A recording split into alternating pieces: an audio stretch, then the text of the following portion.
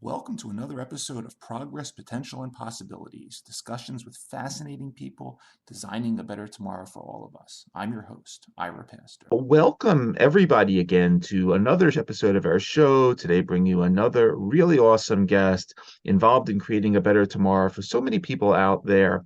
Today, we have the honor of being joined by Liz Scott, who is a co-executive director of Alex's Lemonade Stand Foundation, which emerged here in the Philadelphia area from the front yard lemonade stand of her daughter, Alexandra Scott, who in the year 2000, at the age of 4, decided that she wanted to hold a lemonade stand to help raise money, to help find cures for other children who were diagnosed with cancer, herself already diagnosed and bravely fighting neuroblastoma, which she was diagnosed with at age 1. Over the course of her lifetime, Alex would raise over $1 million via what she was doing before, unfortunately, passing away in 2004 at the age of 8. But since then, Liz and her husband, Jay, have worked alongside literally thousands of supporters across the country and internationally to carry on this legacy of hope. Today, the Alex's Lemonade Stand Foundation has raised over $250 million towards fulfilling Alex's dream of finding a cure, funding over 1,000 pediatric cancer research projects nationally. Alex's story has inspired lemonade stands, not just in 50 states across the United States, but also in 10 countries across the world, including Japan, Brazil, Australia. The book, Alex and the Amazing Lemonade Stand, written by Alex's parents about her journey, can be found in all major booksellers. We're honored to have Liz with us today. Liz Scott, thank you so much for taking time to come on our show and talk for a little while. My pleasure. It's really great having you. I'm been familiar with the organization, being, here, a Philadelphia local, and obviously for anyone that goes on your website, I quite enjoyed reading Alex's interview from back in the early 2000s, where she talked all about, her love for Scooby-Doo and French fries and Pokemon and all things that kids love at that age, her dreams of being a fashion designer. For those that may be less aware of the organization, and of course, Alex, can you talk just for a little while about her? Sure, I would love to talk about her. So my daughter, Alexandra, was our second child. We have 3 boys as well. And she was born way back in 1996. By her first birthday, just a couple of days before her first birthday, we were told she had a tumor growing in her abdomen and around her spine, and she needed surgery right away. And on her first birthday, she came out of surgery, and we were told that she most likely had neuroblastoma, which is what they suspected, but confirmed with the surgical resection of the tumors. And a double blow was that during the surgery, the size of the tumor, when they removed the thing kind of as a whole, her blood supply to her spinal cord was compromised. And they told us she would most likely be paralyzed for the rest of her life if she survived, basically from the chest down. So as you can imagine, on the first birthday, which is, such a milestone and such a moment of like thinking future forward for your children, couldn't imagine what her life would be fighting this aggressive cancer, and then also fighting the fact that she was paralyzed. But she showed us really quickly that, as kids often do, she was going to do what she was going to do on her timeline. As an example, she started moving her legs pretty soon after. She worked for years to learn how to walk,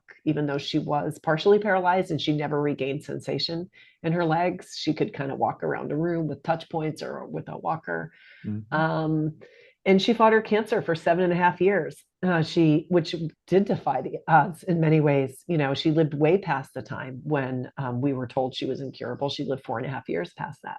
And that inspired her, I think, because she was a smart little girl. And by the time she was 4, all the cures had failed her: chemotherapy, radiation therapy, surgery.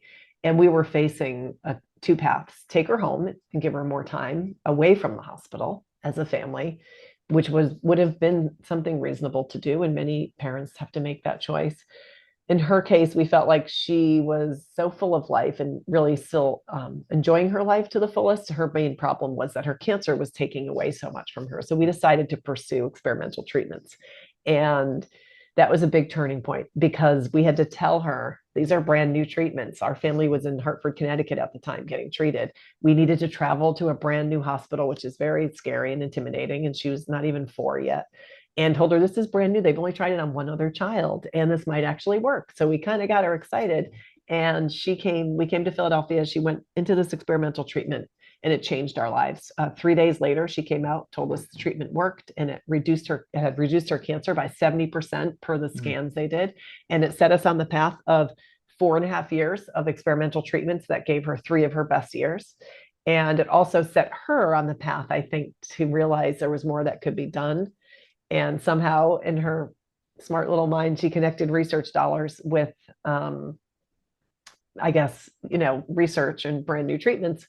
And she decided she could do a lemonade stand. And it was her idea. She talked about it for months. I said to her one day, Alex, she's kind of annoying me at this point, saying, we had 3 little kids at the time, I want to have a lemonade stand. I want to have a lemonade stand. I kept saying, well, it's January and we lived in Connecticut at the time. It's too cold. Months go by. She's still talking about it. Finally, in June of 2000, she's now 4.5. She said, I haven't had my lemonade stand yet. And I said, what do you want to buy so badly? And she said, I'm not keeping the money. I want to give it to my doctor so they can help kids the way they helped me, which is why I think she was inspired by that, quote, brand new treatment. And I guess the rest is history, as you could say. She raised $2,000 that first day. We thought this was incredible. Kids weren't doing lemonade stands for charities then, which is part of, I think, the reason why her story was such a spark to so many people. And in her lifetime, she had a lemonade stand every year. We moved here to Philadelphia, as you know, to be closer to the hospital really was the reason we moved here, so she could have more access to those experimental treatments. And she brought her stand with her and things exploded. And by the time she passed away in 2004, she had raised $1 million. So that was a long way of telling you her story, but really it's her diagnosis, the fact that she couldn't be cured, and the fact that she had experimental treatments all led to the opening of her lemonade stand. So there's such important parts to not only her story, but why we do what we do and why we believe so much in the power of research. Absolutely. Absolutely. That's a touching story. It's a beautiful story. And, that she obviously cared about others and what she was going through, and despite just thinking about herself, thought about all the other children out there.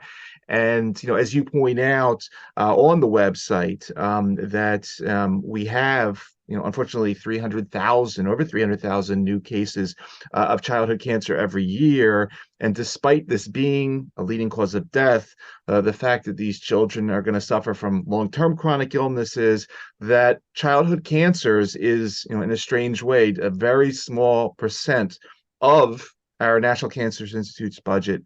Can you speak to that a little bit, of a sort of what the current situation is? Maybe those are current numbers, but I don't know if there's been any changes to that in recent years. But speak a little bit where we are with current sort of public funding of childhood cancers in the United States. Yeah, I'd be happy to. So, when Alex started her lemonade stand, one of the things we learned, so backing up a little bit, we had heard, you talk to other parents and you talk to doctors and you talk to nurses and you have a lot of time around at the hospital, when you're there.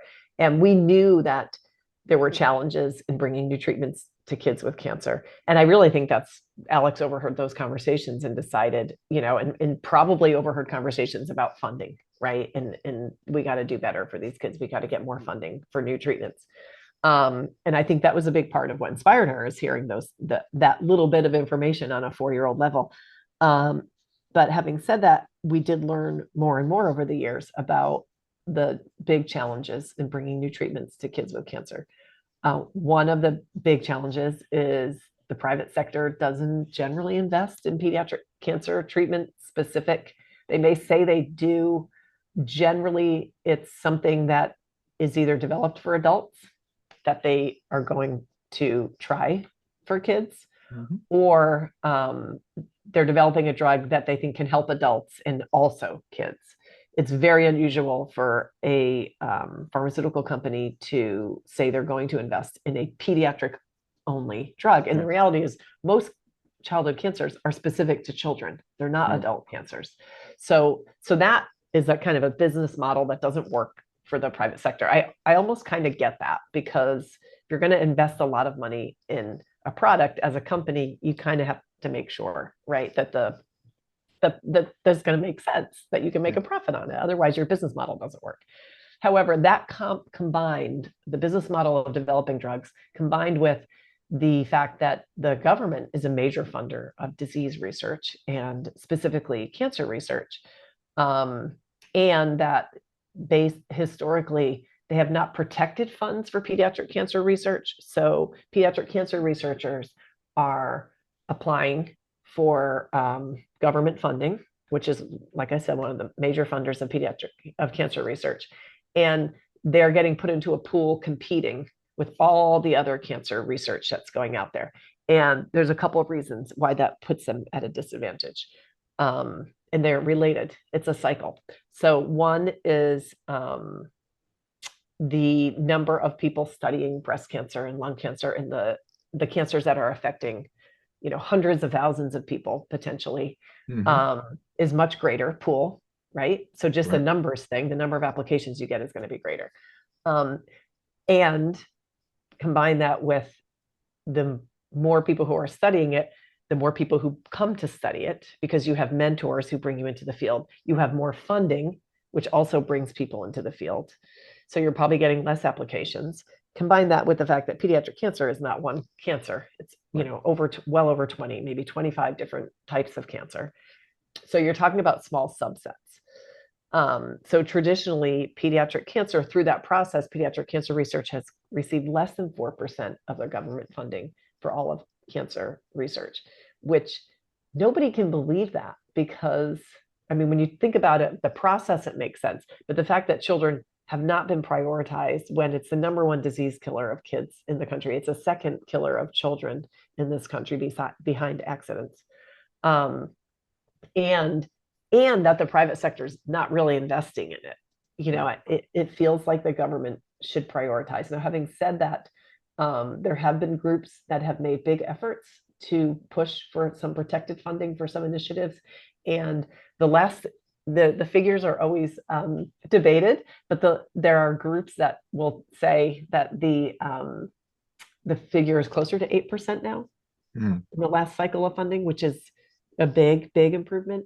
But it doesn't, it's a start, but it doesn't begin to address the fact that for decades it's been deprioritized. So this is where organizations like Alex's have stepped in, and we feel like we're so lucky that Alex created this at the time she did, because the technology behind cancer research and the way we're trying to cure pediatric cancer has changed so much over the past 15 years. And I feel like the funding has been put in at just the right time to invest in some of those new technologies and new approaches like immunotherapies and a multitude of other things.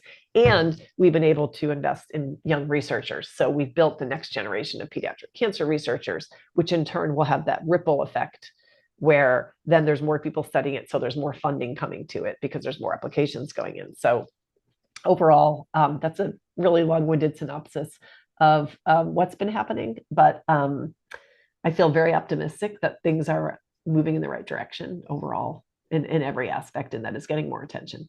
Absolutely. And it's nice to hear about that uptick in the percent of the budget.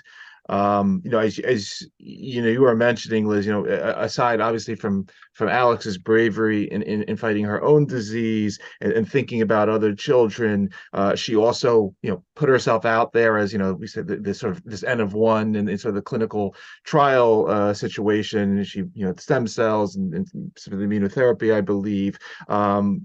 Looking at some of these cutting edge technologies at the time, which have we continue to need to fund to improve them, to get better for more highly targeted for more different types of cancers. You've put together, and I guess everyone listening and watching this show can go to the website, and we'll the link up. But you put really a premier scientific advisory board together at major thought centers, thought leaders of centers of excellence in this area, and not just the excellence there, but the fact that you're looking broadly in the sense of preclinical researchers, clinical researchers, folks involved in genomics of cancer. You're almost putting together sort of a little National Cancer Institute microcosm on your own there and what you're looking at. Talk a little bit about what this has been like to organize such an amazing team, because it is really quite inclusive and comprehensive. Oh, well, thank you, first of all. It's been incredible to see how willing the childhood cancer community is to just roll their sleeves up and work with organizations like ours to try to solve this problem. We've had, some of the best on our scientific advisory board since we started.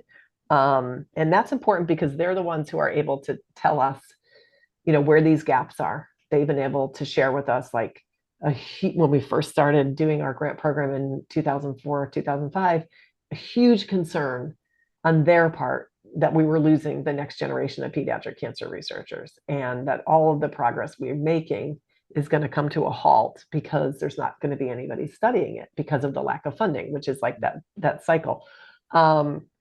It's been so assembling that initial team really catapulted us, I think, to be in a position to attract others and to have the credibility to get people who are interested in studying pediatric cancer to actually apply to us. We know some organizations who have funding and they can't get enough applications from researchers. So we've been very lucky that we've always had like an overabundance of research applications.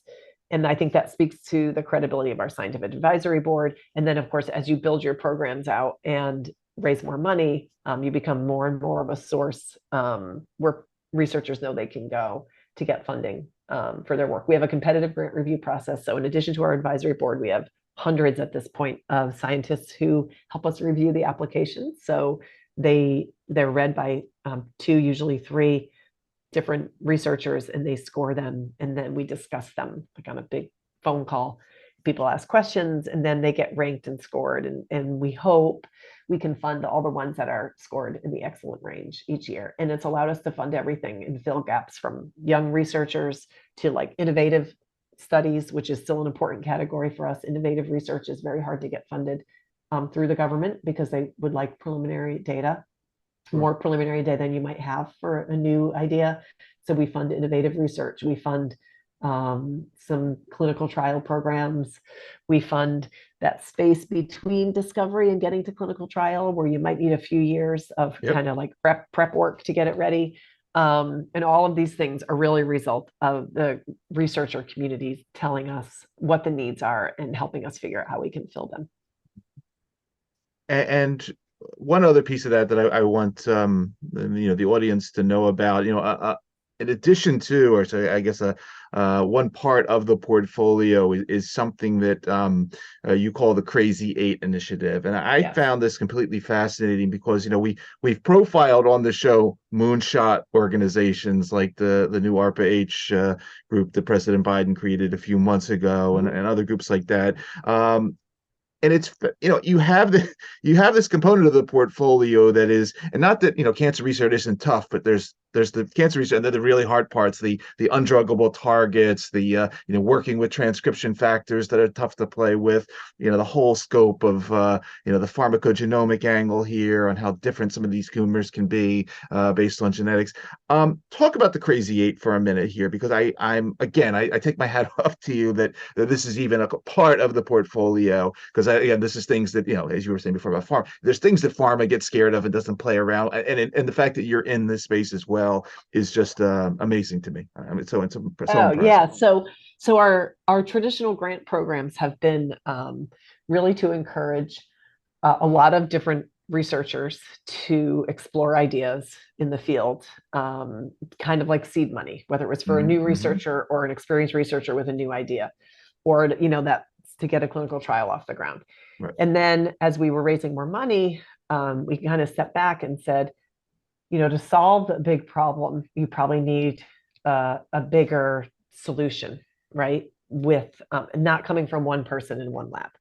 So we had this idea that if we could tackle the hardest topics in pediatric cancer, which we ended up with 8 that we decided, thus the name, the Crazy 8.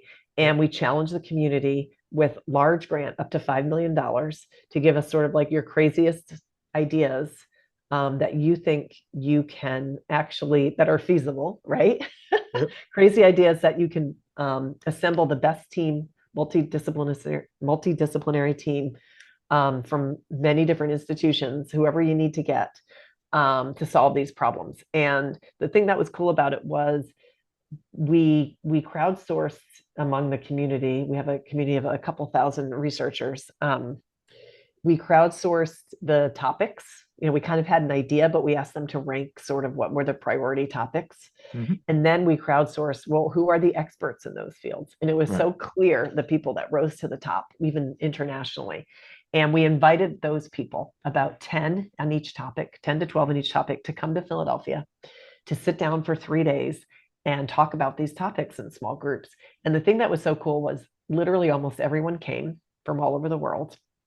And many of them said things like, a lot of them knew each other, a lot of them knew of each other, but had never sat down in a room. So here they were studying the same thing for potentially decades and knew of each other's work, maybe cited each other's work, read each other's publications, but had never sat down in a room to talk about solving the problem together. So out of that grew a process of creating the RFAs and putting it out to the whole community. And we got some amazing projects. So we've now funded 6 of these Crazy 8 projects in leukemia, brain tumor, neuroblastoma, a couple of different sarcomas. And the projects did just that. I mean, some of these, are just tackling, basically curing the incurable is what has kind of become the theme of it. And the progress they're making after 2 years has been incredible. So much so that we now have set our sights on 5 new priority areas that we're trying to raise money for moving forward. So we feel like it's the kind of the future of our funding. We will still continue to fund as we have, but as we hopefully raise more money, we're going to be able to put out these larger challenges to the community to really move the needle in very real, tangible ways within 5 years. Excellent. And you mentioned sort of the peer review process, when it comes to specific investigators, and there was another interesting thing I came across when I was reading all the materials, and that's the co-funding component here. Can you speak a little bit about this? Because I also thought this was quite interesting. How if there's a specific organization focused on there may be a way to sort of put groups together, or put together multiple funders to target funding specifically to a specific niche. Can you say a few words about the co-funding process? Our co-funding program was really created out of what we saw happening, but now it's not just childhood cancer organizations in majority. So childhood cancer organizations that are maybe raising anywhere from $100,000 to $1 million plus, they want to fund the best research, regardless of geography. They want to fund, they're not tied to one hospital. They want to fund the projects that matter to them, either in a specific type of pediatric cancer or generally any pediatric cancer. And they don't have the program that we've built out. So they don't get the same number of applications. They don't necessarily want to recreate the wheel. It's really is what it's about, being efficient, right? They don't want to create their own scientific advisory board and do everything we're already doing. So what we're able to do is work with them to figure out what kinds of things they want to fund.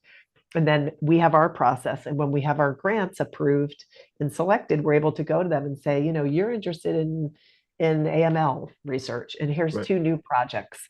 And they're able then to share the funding of those. And the organizations, it allows organizations that are smaller to feel like they're having a process for how they send a peer-reviewed process. So you can co-fund at even $25,000 level. You can co-fund a grant. And for larger organizations, it allows them sometimes to completely co-fund with us. And there's a lot of other things. It's become a community. We have about 20 different organizations that have co-funded with us. And we invite them to get together once a year. And, it's just like the best group of people. We're all working for the same thing. And we don't want to compete with each other. We want to collaborate. And it's kind of been one of those programs that happened kind of naturally. And it's been just such a joy to get to meet some of these other groups, especially because a lot of them are also parents. And, we have fun together, even though it's such a serious topic. Absolutely. Listen, looking at sort of going through some of the different events that you have going on, obviously this, what started as Alex's lemonade stand and the many lemonade stands I mentioned sort of in the intro to the show now across the country, but there's much more going on in terms of the fundraising and raising the awareness. You have balls and marathons and lemonade days and mixers and telethons.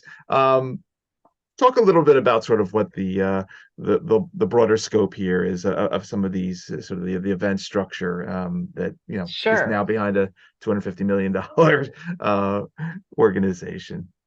When we started, it's interesting. We were lemonade stands. So Alex created an easy way for people anywhere and any ages to get involved. And that's still at the core of who we are, the heart and soul. I always say it's our middle name, right?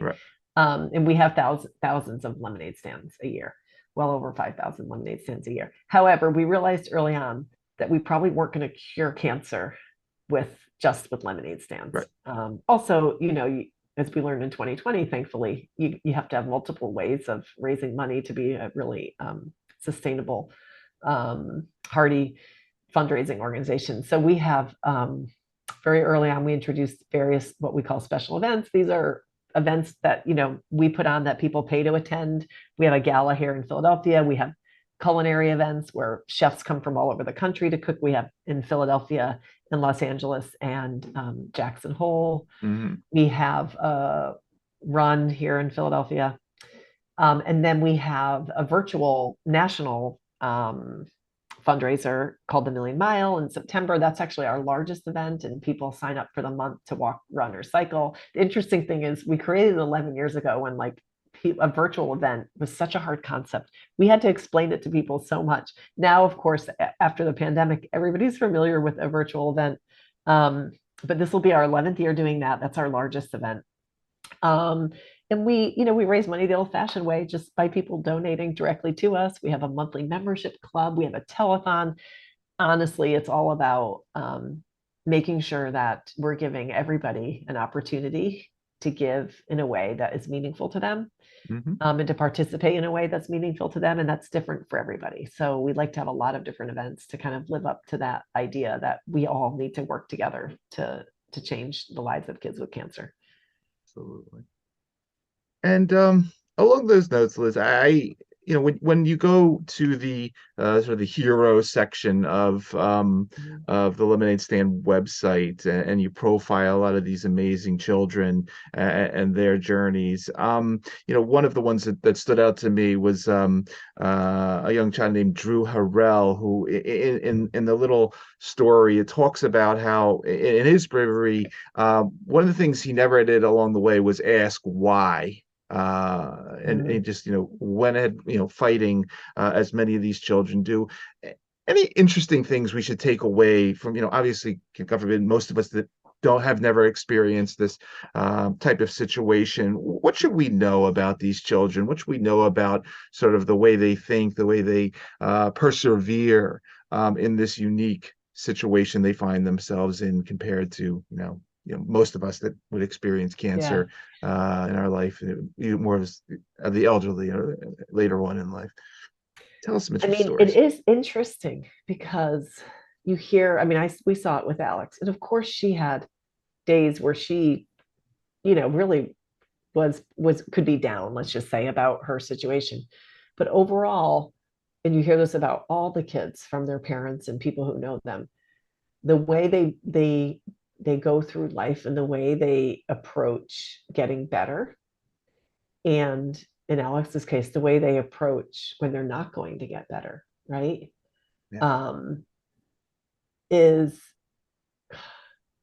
It's incredible. And it's hard to even, it's hard for me to understand, I wish I could, at what point in our lives something switches in us where that ability to push forward and to truly seem to feel pretty positive, not every moment, but most days, and to really bring so much joy to other people at a time when it's really difficult for us, changes, because you see it in kids across the board, where they are just a joy, and they end up oftentimes trying to make other people around them feel better when they're the ones who should be, the ones who need support. I'm not doing a great job articulating it, but I think this one little boy comes to mind. Two stories, actually. One is about Alex, and one is about this little boy named Frankie, who has been fighting very hard, and he's still fighting very hard.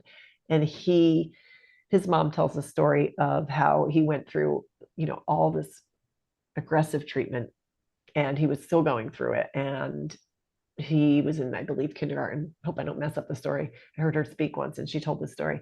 And the teacher, was talking. They were doing like a lesson, and the teacher was talking about bad days and how we all have bad days. And Frankie raises his hand and he says, "Not me." And she says, "Frankie, you don't have any bad days?" And he says, "Nope, no bad days." And that became, and the teacher was so blown away by the fact that this kid who had missed school and was now back in school was, all smiles, saying, "Nope, no bad days," because that's how he lived his life. And, she told his parents that story, and it kind of became their family's whole rallying around Frankie, and still like, Frank, no bad days, Frankie, no bad days. But incredible, right? That he wasn't prompted to say that. He needed to tell his teacher, like, "No, I don't have bad days. There's no bad days." That's phenomenal. And I would say similarly, Alex, just, I think, because, and Frankie fought a long time, is fighting a long time too. She fought a long time. She, at the end of her life, when she was very, very sick, and we knew she had this way of getting through things that were even much harder than any of us could imagine, because we only witnessed it. We didn't go through it as she did. She was having a really bad week, and my husband basically apologized to her because she wasn't getting better. This was within a couple months of when she died. And he just said, "I'm sorry." And she said, "For what?" He said, "For everything." And she really could have screamed and yelled, cursed, and, said, "This isn't fair." And I think, as a lot of adults would really break down at that point, she said, "If there's one thing you should know about me, I'm happy for what I have, not unhappy for what I don't have." And, at that moment, that's a lesson, right? At that moment when things are bad, right? And they almost can't get worse. If you can feel that way, and that amount of gratitude, and view your life that way, it truly makes you believe that you can overcome anything, right? You can really get through anything. And that's what these kids embody. And I do want to say, it's a lot of pressure for kids, I think. And I've heard other parents say that, to feel like they always have to be positive. They're not always positive. Of course not. They cry, and they get upset about things that are happening to them. But it's more of that sense of overall, right? Where they're, essentially, moving forward in their lives by having this like grace and this incredible ability to truly feel that they are strong, and that they're going to be positive, and that they're going to get through this, whatever that looks like. And it's really a gift. It truly is. Beautiful stories. Really beautiful story. Liz, while we have you, anything coming up for the rest of 2023 in terms of some of these initiatives that you may want to mention while we have you for the show, conferences you're going to be presenting at, talks you're going to be giving, anything else for the upcoming months, please? Yeah, sure. So, I mean, we're always out there talking to groups, and personally love to talk to groups. So I'm always available. I mean, seriously, that sounds like a shameless plug. It's not like I want somebody to pay me to come talk to them, because we don't charge, but really just the opportunity to get in front of people and let them know that in order to solve this problem, we are going to have to get together as a community of people who care about kids, and do something. And having said that, we have a lot of ways for people to get involved. As I mentioned, our September Childhood Cancer Awareness Month is the Million Mile. That's such an easy way. It's free. People can sign up and just log miles, raise money. We have a speaker series. We have lectures, monthly lectures, where we have a guest scientist speaker that people can find on our website and sign up to watch. There's also the recordings on there. So if people want to learn more about kind of the behind the scenes of the research, that's an opportunity. And we have many giving opportunities. But really, if people want to be educated more about what's happening with childhood cancer, we have a lot of resources on our website, as well as those lectures, like I mentioned. Excellent. And we will be linking to all of that in the bio of the show.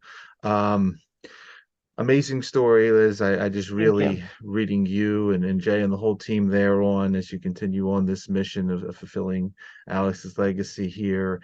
Again, for everybody that is going to be listening to this particular episode of the show across the various podcast networks or watching on the YouTube channel, you've been listening to Liz Scott, co-executive director, Alex's Lemonade Stand Foundation, continuing the work of her daughter, Alexandra Scott, to ultimately help find cures for all children with various pediatric cancers.